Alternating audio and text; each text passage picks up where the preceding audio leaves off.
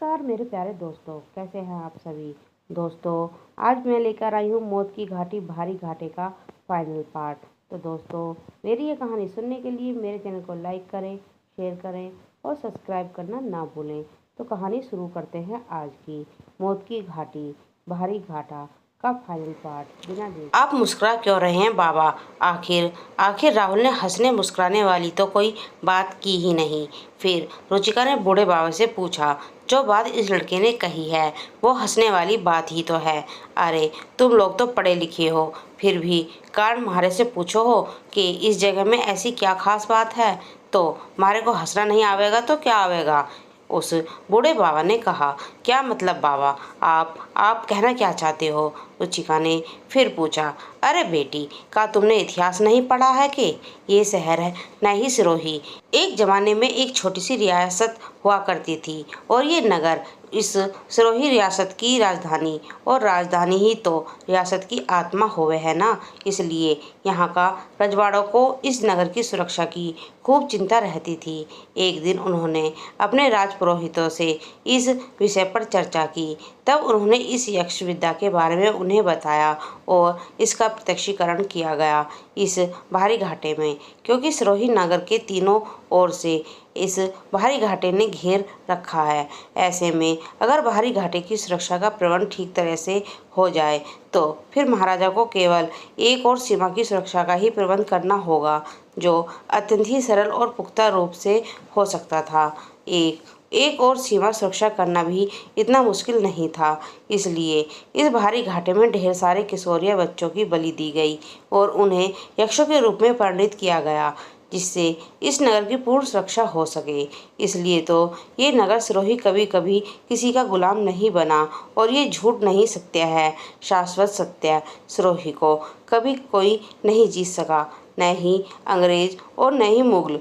चाहे तो इतिहास उठाकर देख लियो। छोटी रियासत जानकर हर बड़ी से बड़ी रियासत इसे अपने राज्य में मिलाना चाहती थी, पर लाख कोशिशें करने के बाद भी सफलता न मिलने पर अत्यंत उस संधि करने के विनाश होना ही पड़ता था। यहाँ इन यक्षों की आज्ञा के बिना कोई नहीं आ सकता, कोई भी नहीं। लेकिन जब देश आज़ाद हुआ और यहाँ लोकतंत्र की स्थापना हुई, तब इस भारी घाटे को चीरकर इसके मध्य से इस हाईवे का निर्माण किया गया और यहाँ से लोगों की गाड़ियों को आमंत्रित आवाजाही शुरू हो गई, जिससे यक्ष गुस्से से पागल हो गए और यहाँ दिन प्रतिदिन भयंकर से भी भयंकर और भीभत्स हादसे होने लगे। कहते हैं, जब ये हाईवे बना था तब भी पत्थरों और चट्टानों के नीचे दबने से कई मजदूरों की मौत हो गई थी। वे सब लोग जो यहाँ मारे गए हैं, अब उनकी अतृप्त प्रेत आत्माएं भी यहाँ भटकती रहती हैं और लोगों को अपना शिकार भी बनाती हैं। इस नगर में जहाँ एक और शरणनाथ भगवान श्री राणेश्वर महादेव का आशीर्वाद है, वहीं इसी भारी घाटे ने यक्षों की सुरक्षा का कवच पहना हुआ है। इसलिए तो इसे देवनगरी भी कहते हैं। देवनगरी सिरोही के इसी अनकहे सत्य को कोई नहीं जानता, कोई भी नहीं, क्योंकि यहाँ यक्षों को बसाने की बात महाराज ने इतनी गुप्त रखी थी कि अपनी रानी को भी कभी नहीं बताई। ये बात केवल दो एक लोग जानते थे। एक तो वो राजा जिन्होंने इन यक्षों की उत्पत्ति करवाई थी, और दूसरा उनका पुरोहित जिन्होंने यक्षों को बनाया था। उन दोनों के सिवा कोई तीसरा इस सत्य को नहीं जानता। उस बूढ़े बाबा ने बड़ी सहमी से रूहानी आवाज में कहा। उनकी बातें सुनकर वे सब लोग हैरान परेशान हो गए। उनके मन में प्रश्न उठा, यदि ये बात कोई नहीं जानता तो फिर ये बूढ़े बाबा कैसे जानते हैं। अतएव राहुल से रहा नहीं गया और उसने उन बूढ़े बाबा से पूछ ही लिया, क्या फेंक रहे हो बाबा? अगर ऐसा है तो फिर आप ये सब कैसे जानते हो? क्या आप भी कोई भूत हो, या फिर यूं ही हम डरे हुए हैं तो हमें और डरा रहे हो? हंसते हुए राहुल बोला। उसकी बात सुनकर वो बूढ़ा आदमी जोर जोर से हंसने लगा, वो भी इतनी जोर से कि पूरा का पूरा जंगल उसकी हंसी से गुंजायमान हो उठा। और देखते ही देखते वहाँ कई यक्ष प्रकट हो गए। सिर पर एक छोटा सा मुकुट और तन पर सिर्फ एक लंगोट बाकी, पूरा शरीर नग्न। उनकी देह को देखकर उसकी कठोरता का अनुमान लगाया जा सकता था, जैसे कोई शरीर नहीं वज्र की बनी काया हो। कद कद इतना बड़ा कि बड़े बड़े विशाल पेड़ भी उनके सामने कदहीन नजर आ रहे थे। उनकी आवाज़, उनका शरीर, उनकी हंसी तथा आदमखोर जानवरों जैसे नुकीले दांत और पंजे, साथ शायद उनके गले में पहनी हुई मुंडमाला, उन्हें देखकर बहके मारे उन सबका कलेजा मुंह को आ रहा था। इतने भयानक यक्षों को एक साथ देखकर वे सब भय हतप्रभ हो गए। उन्हें ऐसा लग रहा था जैसे उनके समक्ष कोई राक्षस आ खड़े हों। अभी तो ये लोग इस भय से उबरे भी नहीं थे कि उन्हें एक और सदमा लगा। वो बूढ़ा आदमी जिसने उन सबकी बाहरी घाटे का इतिहास बताया था, वो भी अपना स्वरूप बदलकर अपने मूल यक्ष स्वरूप में परिवर्तित हो गया। भय से उनके शरीर थरथर कांपने लगे, उनके होंठ सूख गए, बोली जैसे गले में ही अटक गई, सांसें मानो थमसी गईं, शरीर डर से पीला पड़ गया। अब तक जो कुछ भी उन्होंने देखा था वो सब तो इस दृश्य के सामने कुछ भी नहीं था, कुछ भी नहीं। और उस पर सबसे ज़्यादा आघात तो उन्हें इस बात का लगा कि वे अब तक एक खूंखार यक्ष के सामने इंसान जैसा व्यवहार कर रहे थे, एक भयानक यक्ष से बातें कर रहे थे। स्ट्रेंज, यह बात वाकई चौंकाने और भयभीत करने वाली थी।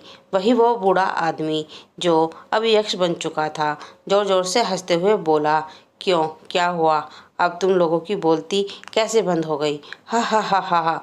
हमें माफ कर दो यक्षराज, हम यहाँ से दूर चले जाएंगे और फिर कभी लौटकर नहीं आएंगे। हमें छोड़ दो प्लीज। हाथ जोड़कर बिलखते हुए रुचिका ने विनती की, ये नहीं हो सकता। अगर तुम लोग यहाँ से जिंदा बच गए तो यहाँ हमारी शांति भंग करने दूसरे लोग आएंगे, लेकिन अगर तुम लोग मर गए तो फिर यहाँ कभी कोई नहीं आएगा। हा हा हा। शैतानी हंसी हंसते हुए वो यक्ष बोला, नहीं प्लीज हमें जाने दीजिए, जाने दीजिए प्लीज। राहुल और प्रिया ने भी घुटनों के बल गिरकर उनसे दया की भीख मांगी। प्रोफेसर साहब भी रिक्वेस्ट करते हुए बोले, आप लोग इन बच्चों को छोड़ दीजिए, चाहे तो मुझे मार दीजिए, पर इन्हें छोड़ दीजिए। इन लोगों की कोई गलती नहीं है, इन्हें तो मैं यहाँ लेकर आया था। इन्हें माफ़ कर दीजिए, छोड़ दीजिए इन्हें प्लीज़। मैं हाथ जोड़कर प्रार्थना करता हूँ आपसे। उन यक्षों की टोली के सामने गिड़गिड़ाते हुए बोले, नहीं, ये नहीं हो सकता। तुम लोग यहाँ से जीवित नहीं जा सकते। और फिर अब तो तुम इस जगह के सत्य से अवगत हो चुके हो, जो हमारे स्वामी कभी नहीं चाहते थे कि कोई उसे जाने। अतः यह रहस्य केवल रहस्य ही रहेगा, कोई भी इंसान कभी इसे नहीं जान सकेगा। ये राज तुम सबकी मौत के साथ ही सदा के लिए इस भारी घाटे में सिमट कर रह। हा हा हा हा।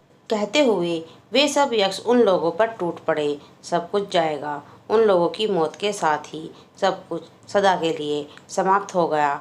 उनके सपने, उनकी रिसर्च, उनका कैरियर, उनकी ज़िंदगी, सब कुछ बस कुछ ख़त्म नहीं हुआ तो भारी घाटे का आतंक। दूसरे दिन जब गुप्ता जी वहाँ आए तो उन्होंने कैंप में कोई भी नज़र नहीं आया। ऐसे में उन्हें कलेक्टर साहब और पुलिस को इस बात की सूचना दी। जब पुलिस की टीम ने उस जंगल की खाक छानी तो उन्हें अलग अलग जगहों से उन लोगों के सामान और क्षत विक्षत शरीर के कई टुकड़े मिले, लेकिन वे चारों जो उन यक्षों के हाथ मारे गए थे, उनका न तो कोई सामान मिला और न ही लाश। तो दोस्तों, आज की मेरी ये कहानी यहीं समाप्त होती है। आपको ये कहानी कैसी लगी कमेंट में लिखकर ज़रूर बताएं। धन्यवाद।